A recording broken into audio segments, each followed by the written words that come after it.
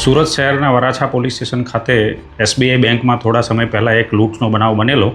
એ લૂંટ સબબ Surat crime branch દ્વારા 2 આરોપીઓની ધરપકડ કરવામાં આવેલી અને investigation officer police inspector AR વાળા વરાછા પોલીસ સ્ટેશનનાઓને આ બંને આરોપીઓ હેન્ડઓવર કરવામાં આવેલા.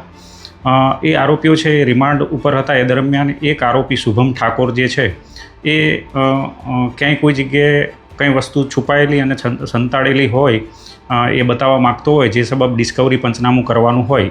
આ ઇન્વેસ્ટિગેશન ઓફિસર AR વાળા અને સાથે ક્રાઇમ બ્રાન્ચની ટીમ અને ACP KI મોદીનાઓ પોલીસ જાપ્તા સાથે આજે ડિસ્કવરી પંચનામાની જગ્યા ઉપર પહોંચેલા અને એ ડિસ્કવરી પંચનામા સબબ આજે આરોપીને લઈને કુરસદ કન્યાસી રોડ ઉપર કાચા રસ્તા ઉપર આ આરોપી સામે ચાલીને જગ્યા બતાવેલી, ત્યાં લઈ ગયેલા.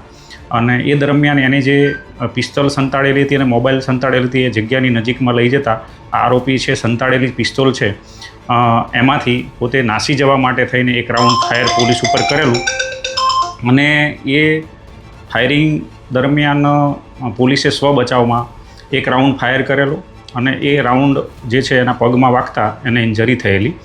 આ સબબ ACP ક્રાઇમ KI મોદીનાઓએ કિમ પોલીસ સ્ટેશન ખાતે એટેમ્પ્ટ ટુ મર્ડરનો ગુનો આ આરોપી વિરુદ્ધમાં દાખલ કરાવેલો છે. એનું ઇન્વેસ્ટિગેશન હાલ ઇન્ચાર્જ પોલીસ ઇન્સ્પેક્ટર જાદવ કિમનાઓ કરી રહેલ છે.